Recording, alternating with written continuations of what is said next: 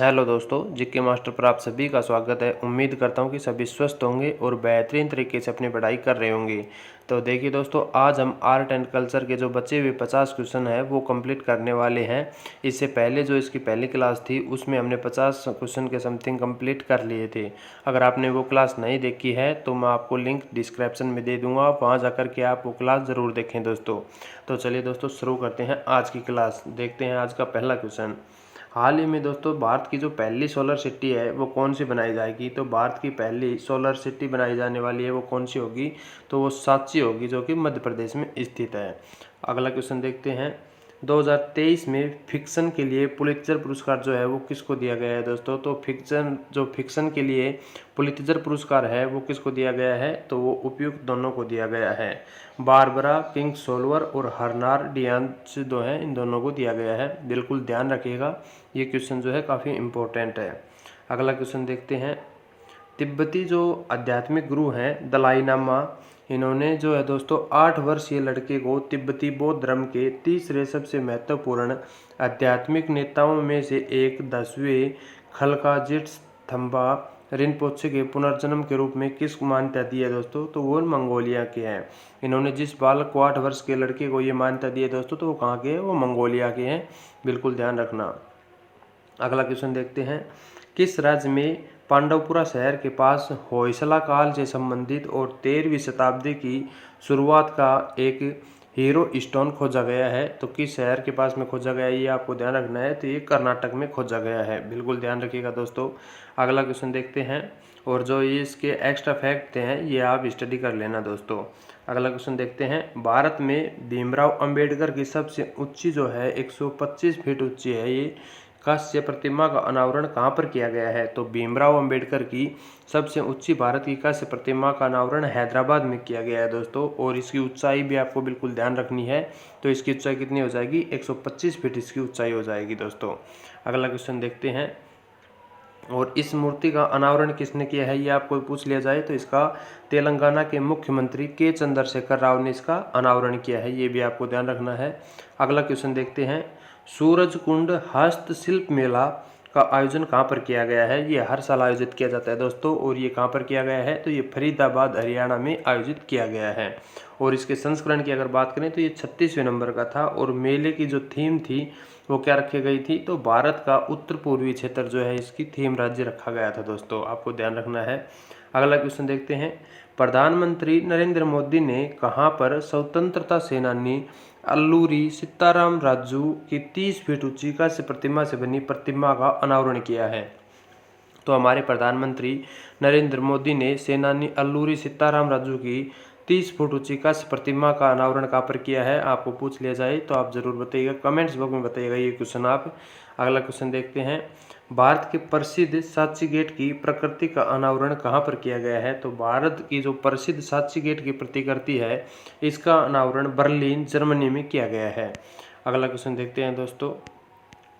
Time पत्रिका ने 2022 में विश्व के सर्वश्रेष्ठ स्थानों की सूची में भारत के किन स्थानों को शामिल किया है। तो अभी हाल ही में टाइम पत्रिका जो है दोस्तों ये अमेरिका की है। इन्होंने 2022 में विश्व के सबसे सर्वश्रेष्ठ स्थानों की सूची जारी की है। तो इसमें भारत के 2 स्थानों को शामिल किया गया है, एक तो अहमदाबाद को और एक केरल को। ध्यान रखिएगा।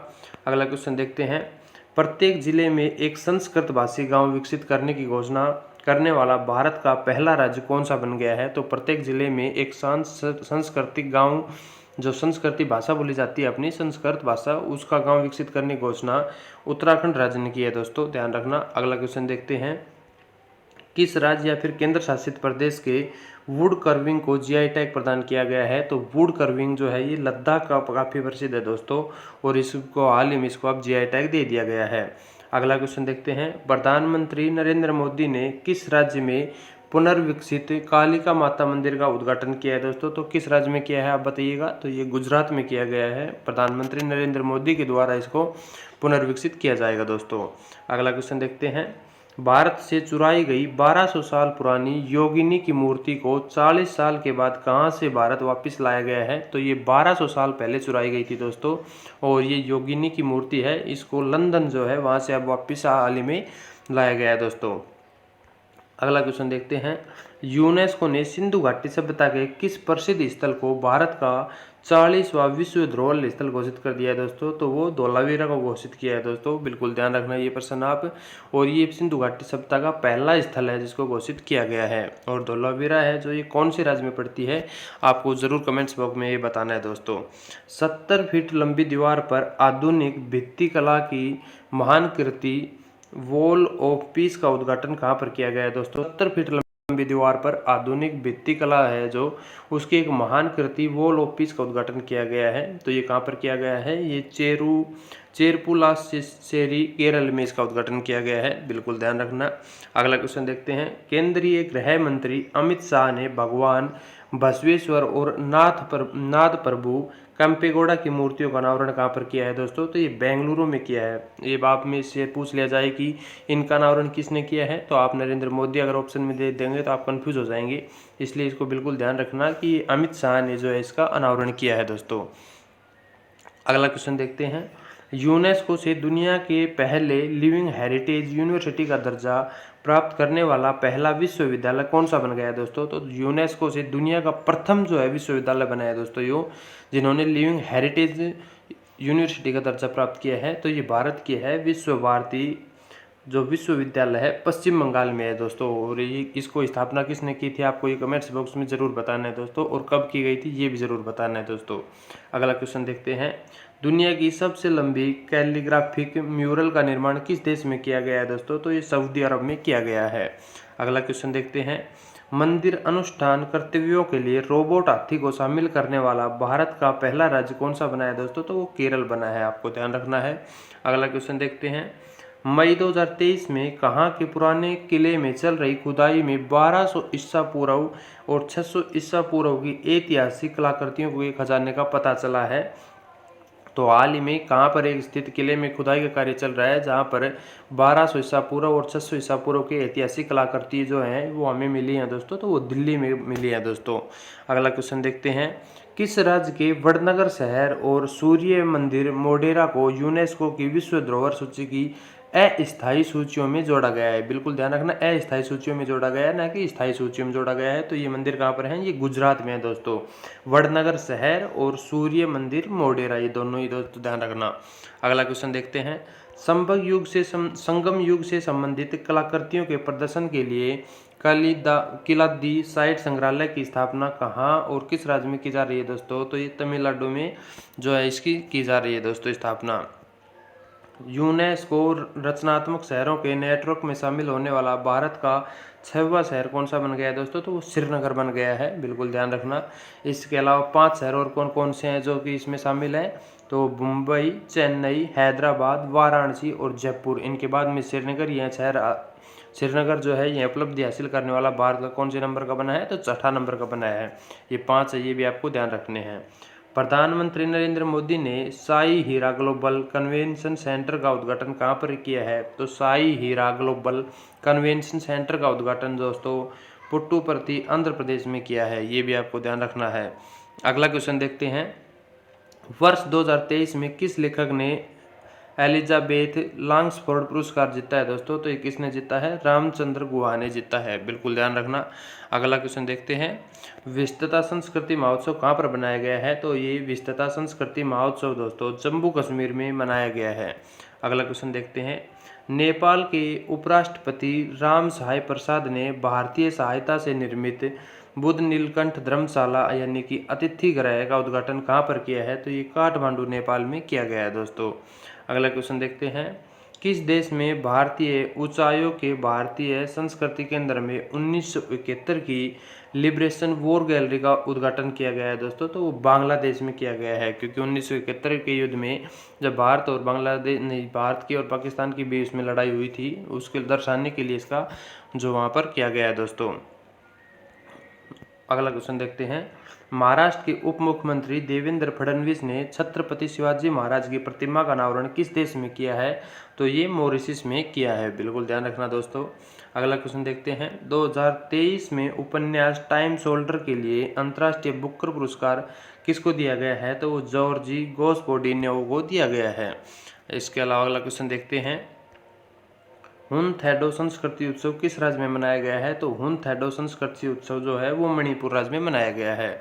अगला क्वेश्चन देखते हैं, ऑस्ट्रेलिया के सिडनी क्रिकेट ग्राउंड में किस महान बल्लेबाज के नाम पर गेट का अनावरण किया गया है? तो ये दो के नाम पर किया गया है, सचिन तेंदुलकर जो कि भारत के खिलाड़ी हैं और ब्रायन लारा जो कि वेस्ट इंडीज की खिलाड़ी हैं, इन दोनों के नाम पर किया गया है। अगला क्वेश्चन देखते हैं, बौद्ध समुदाय के लिए किस राज्य के मुख्यमंत्री ने सार नियमा तसोसुम नमयिंग लहाखांग का उद्घाटन किया है? तो ये बौद्ध समुदाय के लिए किया गया है। ये किसने किया है? पेमा खांडू अरुणाचल प्रदेश के सीएम ने किया है दोस्तों। इसके अलावा देखते हैं अगला क्वेश्चन, रक्षा मंत्री राजनाथ सिंह ने कहां पर राजपूत योद्धा वीर दुर्गादास राठौड़ की प्रतिमा का अनावरण किया है? तो ये राजस्थान के जोधपुर में इसका अनावरण किया गया है, बिल्कुल ध्यान रखना दोस्तों। अगला क्वेश्चन देखते हैं, और ये वीर दुर्गादास राठौड़ जो है इनकी 17वीं शताब्दी पर किया गया है दोस्तों।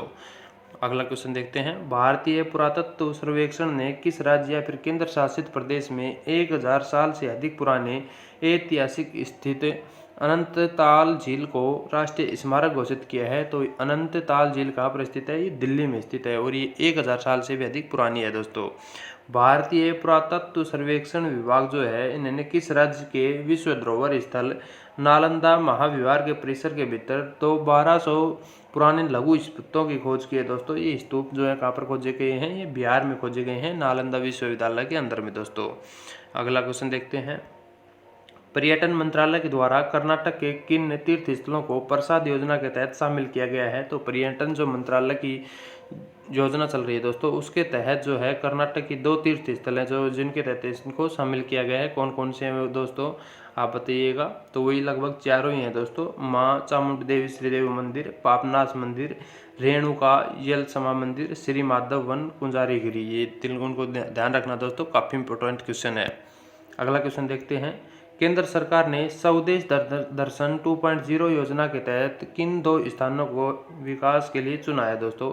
तो केंद्र सरकार की स्वदेश दर्शन जो है योजना, इसका 2.0 अभी हाल ही में शुरू किया गया था। इसके लिए किन 2 स्थानों को विकास के लिए चुना गया है? तो एक तो गया को चुना गया है और एक नालंदा को चुना गया है दोस्तों। ये कहाँ पर है? बिहार में स्थित है दोस्तों। अगला क्वेश्चन देखते हैं, पारंपरिक गद्दी पोशाक जो है दोस्तों ये पहन करके अफ्रीका में माउंट किलिमंजारो को फतेह करने वाली भारत की पहली महिला कौन बन गई है दोस्तों? तो ये अंजलि शर्मा बन गई है दोस्तों। अगला क्वेश्चन देखते हैं, और अंजलि शर्मा कौन से स्टेट की रहने वाली है? तो ये हिमाचल प्रदेश की रहने वाली है। अगला क्वेश्चन देखते हैं, किस राज्य के जिंगकियंग जेरी लिविंग रूट ब्रिज को यूनेस्को की विश्व धरोहर स्थल की संभावित सूची में शामिल किया गया है? तो वो मेघालय की जो है दोस्तों ये ब्रिज है, इसको शामिल किया गया है। किस शहर को वर्ष 2022-23 के लिए संघाई सहयोग संगठन एससीओ की पहली पर्यटन और सांस्कृतिक राजधानी के रूप में नामित किया है? तो वो वाराणसी हो जाएगी दोस्तों। अगला क्वेश्चन देखते हैं, पांडुलिपियों के संरक्षण के लिए विश्व का सबसे बड़ा पांडुलिपि ग्रंथालय कहाँ पर बनाया जा रहा है? तो ये गुजरात में बनाया जा रहा है, ये भी आपको ध्यान रखना है दोस्तों। टाइम मैगजीन के द्वारा वर्ष 2023 में जारी दुनिया के महानतम स्थानों की सूची में भारत के किन स्थानों को शामिल किया गया है? तो टाइम मैगजीन के द्वारा 2023 में जारी दुनिया के महानतम स्थानों की सूची में भारत के भी 2 जो हैं स्थान उनको शामिल किया गया है। एक तो मयूरभंज उड़ीसा और एक लद्दाख, इन दोनों को ही शामिल किया गया है दोस्तों। अगला क्वेश्चन देखते हैं, किस राज्य ने गंधमर्दन हिल रेंज को जैव विविधता विरासत स्थल जो है घोषित कर दिया है दोस्तों? तो ये गंधमर्दन हिल रेंज कहाँ पर स्थित है? ये ओडिशा में स्थित है, आपको बिल्कुल ध्यान रखना है।